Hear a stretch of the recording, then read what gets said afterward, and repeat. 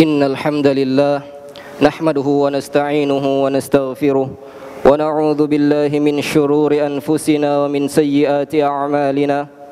Man yahdihillahu fala mudilla lahu wa man yudlil fala hadiya lahu.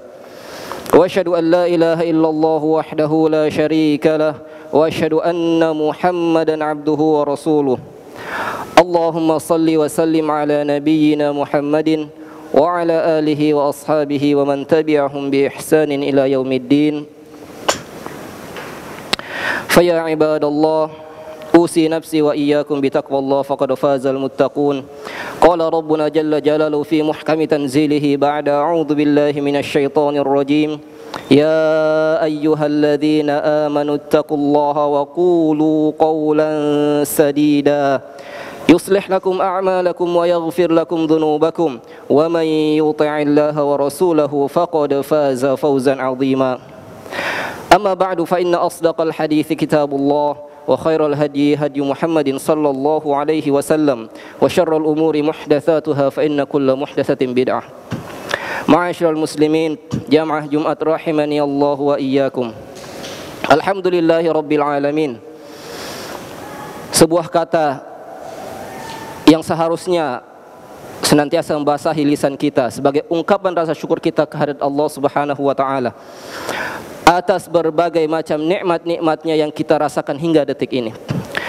Dan salah satu nikmat hari ini yang kita rasakan, yang kemungkinan besar tidak semua dari saudara-saudara muslim kita rasakan di detik ini, ialah Allah mentakdirkan kita untuk berkumpul di salah satu tempat termulia di kolong langit, yaitu masjid, beribadah menyembahnya. Karena di tempat lain, di belahan bumi lain, mungkin ada saudara-saudara muslim kita yang tidak ditakdirkan dengan nikmat yang kita rasakan saat ini. Mungkin karena udzur syar'i, mereka sakit, terbaring lemah di rumah sakit hingga tidak bisa hadir untuk salat Jumat, atau safar, atau bahkan wal'iyadzu billah dilalaikan oleh perkara-perkara duniawi. Oleh karena itu wajib kita syukuri agar Allah menambahkan nikmat-nikmat yang lainnya. La in syakartum la azidannakum wa la in kafartum inna adzabi lasyadid.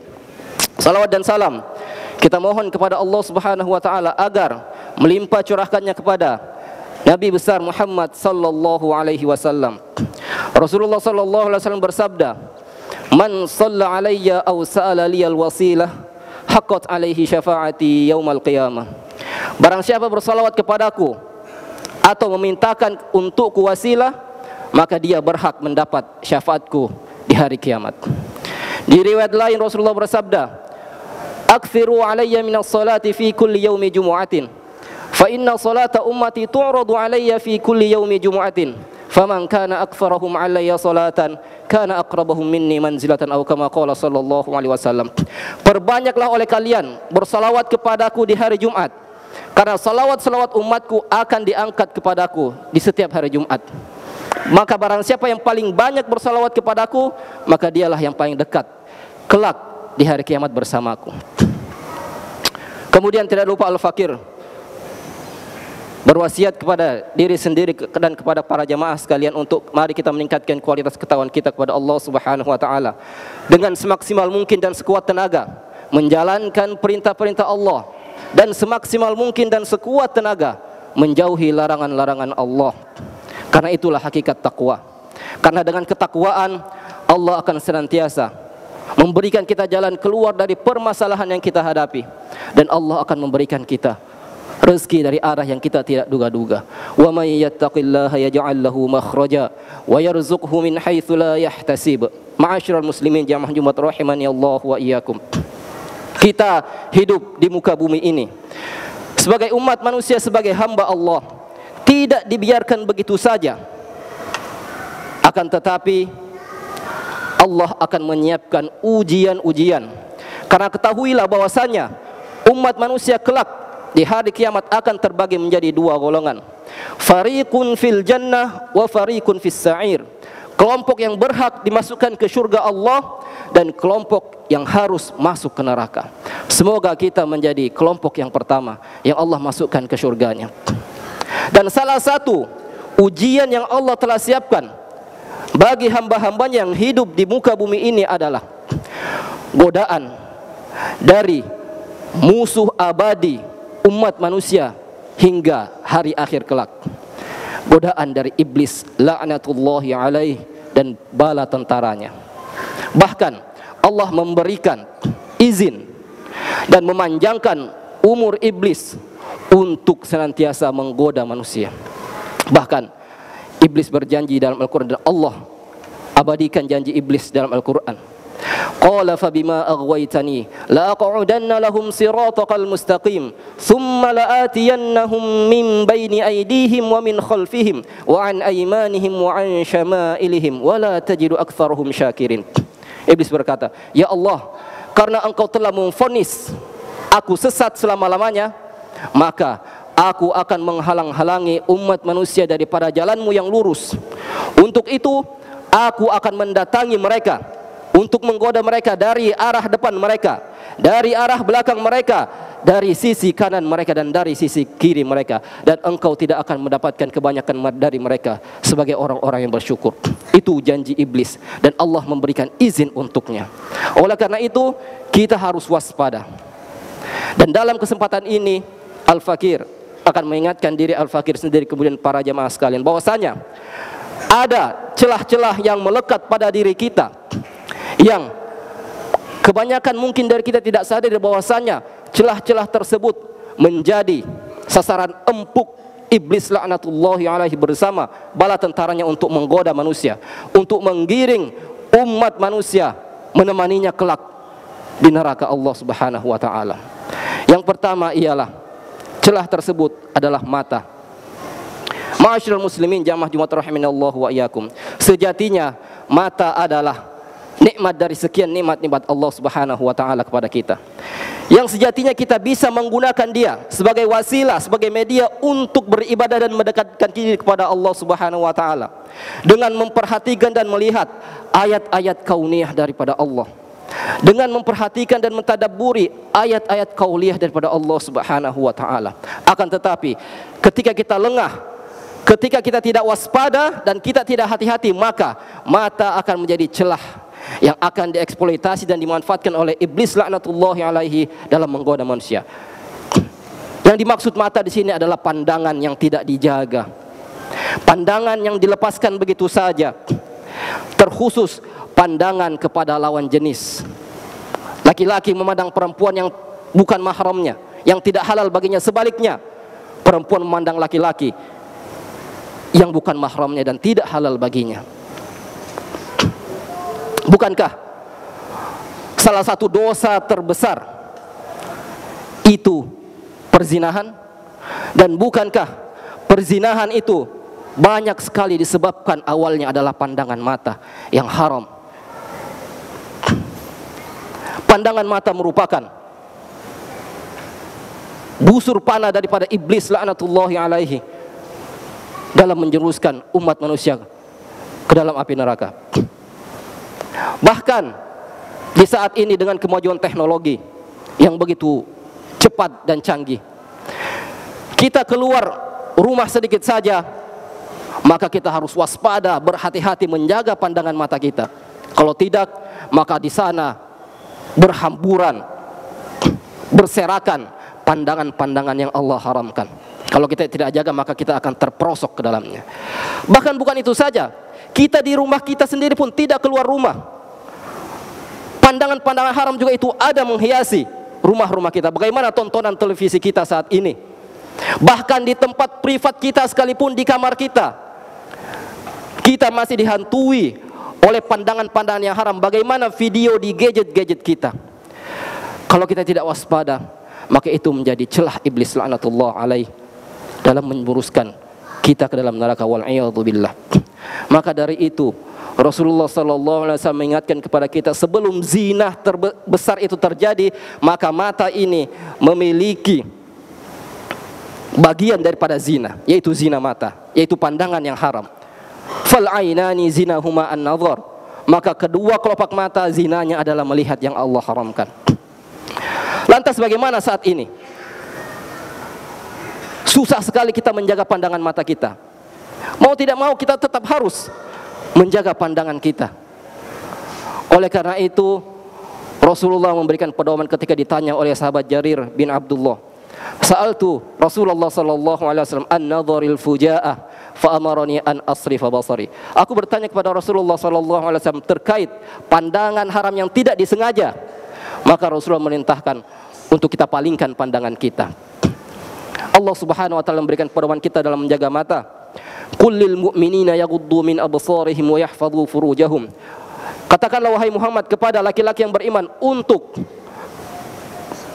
menundukkan pandangan mereka dan menjaga kemaluan mereka. Wa qul lil mu'minati yaghdudna min absarihim wa yahfadhna furujahun.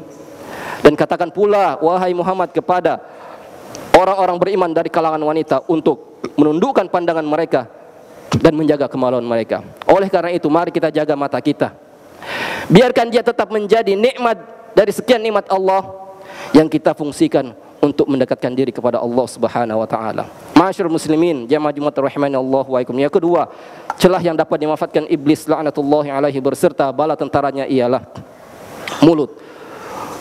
Sama dengan mata, mulut merupakan nikmat dari sebagian nikmat Allah kepada kita yang kita sejatinya bisa gunakan untuk mendekatkan diri kepada Allah Subhanahu wa taala dengan menggunakannya untuk berzikir, memuji Allah, dengan menggunakannya untuk membaca Al-Qur'an, dengan menggunakannya untuk berdakwah amar ma'ruf nahi munkar. Akan tetapi sekali lagi, ketika kita tidak waspada, ketika kita tidak hati-hati, maka ini menjadi celah iblis untuk masuk menggoda kita. Yang dimaksud di sini adalah berbicara yang tidak diperhatikan apa yang keluar daripada mulut kita. Pembicaraan yang dilepaskan begitu saja. Tidak diperhatikan apa yang keluar, apakah dia baik dan benar atau tidak. Karena ketahuilah ma'asyiral muslimin, jamaah Jumat rahimani Allah wa iyyakum, banyak sekali dosa-dosa yang akan dapat menghapus pahala-pahala kita yang disebabkan oleh mulut, lisan yang tidak dijaga. Bukankah itu dapat menyebabkan gosip, ghibah, namimah, kebohongan, dusta dan lain-lain. Oleh karena itu Rasulullah memperingatkan bahwasanya banyak sekali umat manusia lisan-lisan mereka. Wa hal yakubbun nasa fin nari ala wujuhihim aw ala manakhirihim illa hasaidu alsinatihim. Dan bukankah banyak manusia yang terjerumus ke dalam neraka di atas wajah dan hidung mereka disebabkan oleh lisan-lisan mereka. Dan Rasulullah juga mengingatkan kepada kita tentang pentingnya untuk menjaga lisan, sampai-sampai Rasulullah memberikan jaminan dan garansi barang siapa dari umat yang bisa menjaga lisannya, maka Rasulullah sallallahu alaihi wasallam akan menjamin surga baginya. Man yadmanna li ma baina lihyaihi wa ma baina rijlaihi adman lahul jannah, atau kama qala sallallahu alaihi wasallam. Barang siapa yang menjamin bagiku untuk menjaga lisannya dan menjaga kemaluannya, maka aku akan menjamin baginya surga. Bahkan menjaga lisan ini menjadi salah satu barometer kesempurnaan iman kita kepada Allah dan hari akhir. Rasulullah mengatakan, "Man kana yu'minu billahi wal yaumil akhir falyaqul khairan aw liyasmut." Barang siapa yang beriman kepada Allah dan hari akhir, maka hendaklah dia berbicara yang baik dan benar. Kalau tidak bisa maka diam. Ma'asyiral muslimin jamaah Jumat rahimani Allah wa iyyakum. Kita harus menjaga lisan kita. Karena kalau tidak, iblis akan masuk menggoda kita dan menjerumuskan kita ke dalam neraka. Biarkan dia tetap menjadi nikmat dari Allah yang dengannya kita bisa mendekatkan diri kepada Allah Subhanahu wa taala. Dan yang terakhir pada kesempatan ini, dari berbagai banyaknya celah-celah, salah satunya diantaranya ialah perut. Iya, banyak makan. Orang yang banyak makan cenderung akan menjadikan tujuan hidupnya adalah makan. Dan orang yang tujuan hidupnya adalah makan cenderung tidak memperhatikan apa lagi yang masuk ke dalam perutnya. Apakah dia halal, baik atau tidak? Apakah sumbernya halal atau tidak? Padahal jamaah Jumat rahimani Allah wa iyyakum, apa yang masuk ke dalam perut kita sangat berpengaruh terhadap perilaku dan watak kita. Oleh karena itu Rasulullah mengatakan dalam sebuah hadis bahwasanya perut adalah satu-satunya wadah yang diisi anak Adam yang paling buruk. Ma mala adamiyun wi'an syarron min batn Bihasabi bani Adam uqulatun yuqimna sulbahu fa in kana la mahala fa thuluthun li ta'amih wa thuluthun li syarabih wa thuluthun li nafasih. Satu-satunya wadah yang diisi anak Adam yang paling buruk adalah perut. Sejatinya makanan cukup untuk anak Adam untuk sekedar menegakkan tulang belakang mereka. Kalaupun harus diisi, maka sepertiga untuk makanan, sepertiga untuk minuman, dan sepertiga lagi untuk nafas. Oleh karena itu, ma'asyiral muslimin jamaah Jumat rahimani Allah wa iyyakum, jaga makanan kita, jaga perut kita. Jangan terlalu banyak kenyang, jangan terlalu sering kenyang. Karena Rasulullah bersabda, fa inna aktsarahum shiba'an fid dunya atwaluhum ju'an yaumal qiyamah.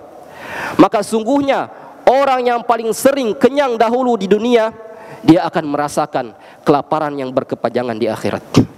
Oleh karena itu, kita sebagai umat Muhammad sallallahu alaihi wasallam disyariatkan, dianjurkan untuk memperbanyak puasa sunnah.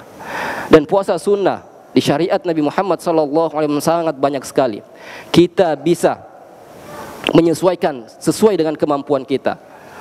Siapa yang kuat puasa 3 bulan, 3 kali dalam sebulan, maka di sana ada puasa sunnah ayyamul bid. Setiap tanggal 13, 14, 15 dari bulan-bulan Hijriyah.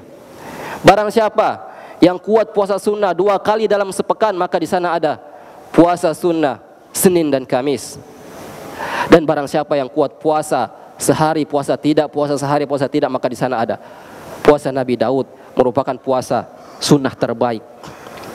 Karena Ibnu Rajab rahimahullah mengatakan, manfaat sedikitnya makan bagi baiknya hati ialah hati akan menjadi lembut, pemahaman akan menjadi semakin mantap, amarah akan terkendali, jiwa akan tenang, dan nafsu jelek akan tertahan. Berbanding terbalik jika orang yang sering kenyang. Ma'asyiral muslimin jamaah Jumat rahimani Allah wa iyyakum, dalam kesempatan ini itu saja yang dapat Al-Fakir sampaikan. Semoga menjadi pelajaran penting bagi kita semua. Dan akhirnya kita mohon kepada Allah Subhanahu wa taala agar melindungi kita dan menjaga kita dari godaan iblis laknatullahi alaihi beserta bala tentaranya. Barakallahu li wa lakum fil Qur'anil azim wa nafa'ni wa iyyakum bima fihi minal ayati wadh-dhikril hakim wa taqabbalallahu minni wa minkum tilawatahu innahu was-sami'ul alim. Aqulu qawli hadha wa astaghfirullaha li wa lakum wa lisairil muslimina wal muslimat fastaghfiruhu innahu huwal ghafurur rahim.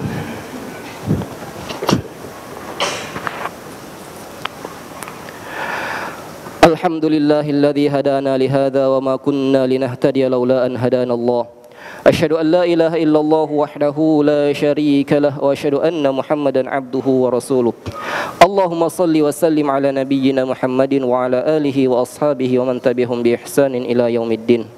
Ibadallah, ittaqullah wa dharul fawahisha ma dhahara minha wa ma batan. واعلموا أن الله أمركم بأمر بدأ فيه بنفسه وثنى بملائكته المسبحة بقدسه فقال تعالى ولم يزل قائلا عليما إن الله وملائكته يصلون على النبي يا أيها الذين آمنوا صلوا عليه وسلموا تسليما اللهم صل على محمد وعلى آل محمد كما صليت على إبراهيم وعلى آل إبراهيم إنك حميد مجيد وبارك على محمد وعلى آل محمد كما باركت على إبراهيم وعلى آل إبراهيم إنك حميد مجيد اللهم اغفر للمسلمين والمسلمات والمؤمنين والمؤمنات الأحياء منهم والأموات إنك سميع قريب مجيب الدعوات يا قاضي الحاجات اللهم أعز الإسلام والمسلمين وأذل الشرك والمشركين ودمر أعداءك أعداء الدين وانصر إخواننا المسلمين في كل مكان وزمان ربنا لا تزغ قلوبنا بعد إذ هديتنا وهب لنا من لدنك رحمة إنك أنت الوهاب ربنا هب لنا من أزواجنا وذرياتنا قرة أعين واجعلنا للمتقين إماما ربنا آتنا في الدنيا حسنة وفي الآخرة حسنة وقنا عذاب النار عباد الله إن الله يأمر بالعدل والإحسان وإيتاء ذي القربى وينهى عن الفحشاء والمنكر والبغي يعظكم لعلكم تذكرون فاذكروا الله العظيم يذكركم واشكروه على نعمه يزيدكم ولذكر الله أكبر أقم الصلاة